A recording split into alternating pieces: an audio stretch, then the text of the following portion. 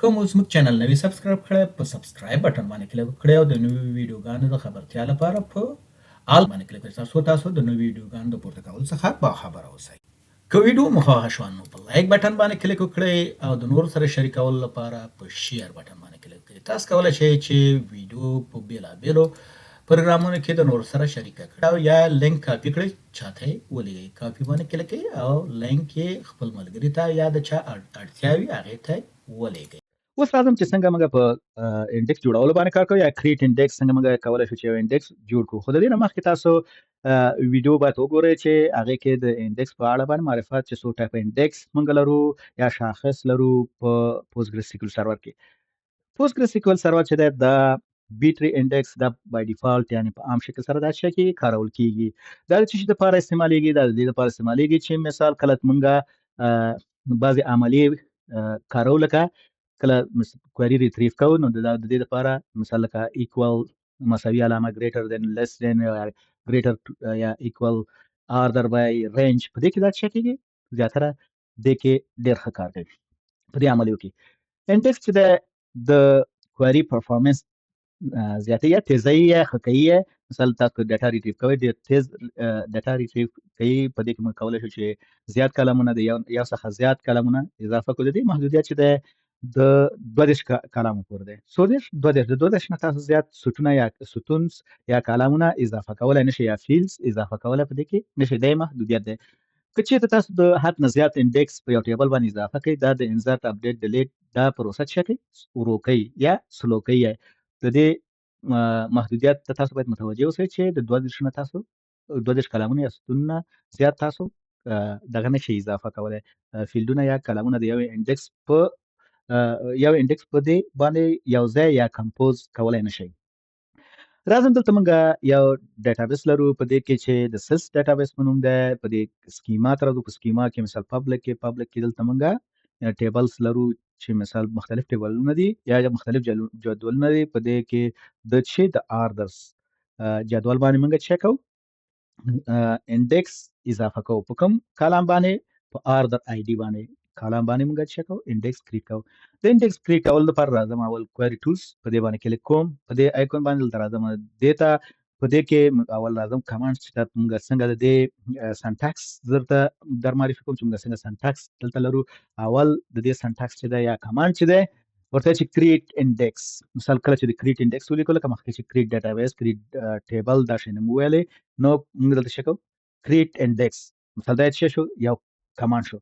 بل دلته راځم او ورته وایم چې په دې کې د دې پسې د انډیکس چې نوم به ورکړي انډیکس به څه ورکړي نیم انډیکس نوم به ورکړي او بیا انډیکس نوم پسې آن چې دا د کریټ انډیکس کمانډ برخه ده آن په کوم ټیبل باندې مثال ورته وایم چې آردر ټیبل باندې او په آردر ټیبل کې په قوس کې نیسئ چې کوم فیلډ یا ستون په کوم ستون باندې اضافه کوي. زه ورته وایم چې آردر آی ډي په دې دا شکل د سنټکس چې مثال څنګه تاسو کولی شئ چې انډیکس دا په یاد ولرئ چې اول څه دی انډیکس کریټ انډیکس بیا انډیکس نیم بیا ورپسې آن او ورپسې آردر. مثال د آردرز دا څه دی ټیبل دی دا څه دی ټیبل دی مثال دا کې په دې ټیبل په داخل کې دا قوس کوم چې ونیو دا څه دی فیلډ. تاسو کولی شئ چې مثال نور فیلډونه اضافه کړئ ورپسې مثال ورته ووایئ چې کسټمر آی ډي مثال کسټمر آی ډي بیا کله مثال دا ترتیب یو شي ته متوجه اوسئ کله چې مثال په دې ترتیب باندې تاسو کار کوئ یو انډیکس کریټ کوئ په مثال ته ما د یو نه په زیات کالمونو زه ورته وایم چې په 2 کالمونو اضافه کړم 2 کالمونه به قوس کې راوړم.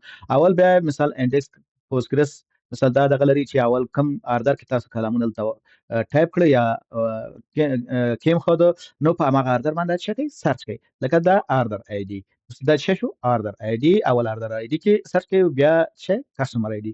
تاسو کولی شئ چې د دې ځایونه بدل کړئ مثال ورته چې اول په کسټمر آی ډي باندې سرچ وکړه کاما او ورپسې مثال په آردر آی ډي او بیا څه وکړه په آردر ډیټ باندې څه وکړه سرچ وکړه. په دغه شکل سره د موقتونه تغییرولی شي. دې آردر ته باید تاسو متوجه اوسئ مثال څنګه کله چې سرچ کوئ نو اول کوم یو دغه کې په دې شکل سره نو د سنټکس باندې پوه شئ چې څنګه. اوس راځو عملي شکل سره چې موږ څنګه یو انډیکس جوړو په د آردرز ټیبل لپاره. اوس راځم ورته چې کریټ انډیکس دا څه شو کمانډ دی چې مثال موږ دا کمانډ ورته ورکوو.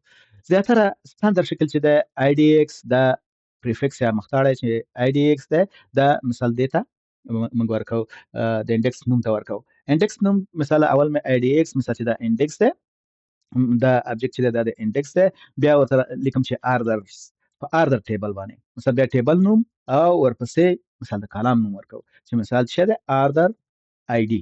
مثلا درته وایم چې آردر آی ډي د دې انډیکس نوم کله چې تاسو بیا سرچ کوئ ګورئ نو دا دې نه تاسو پوهیږئ چې مثال دا انډیکس پریفکس که په سندر شکل سره لاړ شي، دا ډیټابیس پروګرامران چې دي یا ډیولپران چې دي زیاتره دغه ستندرد تعقیبوي.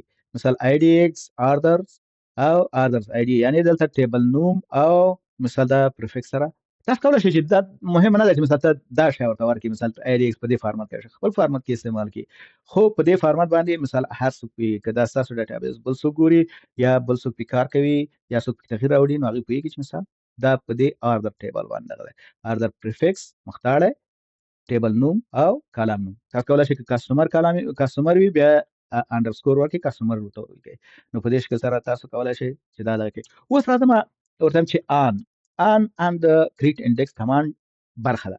په کوم ټیبل باندې مثال دلته ورته زه لیکم چې آردرز ټیبل باندې. په آردر ټیبلز کې په کوم دغه باندې دا ټیبل ورته ویلی په آردر آی ډي باندې مثال چې انډرسکور آی ډي مثال څه رقم چې فیلډ نوم دلته ده په هماغه شکل فیلډ نوم دې ته ورکوئ.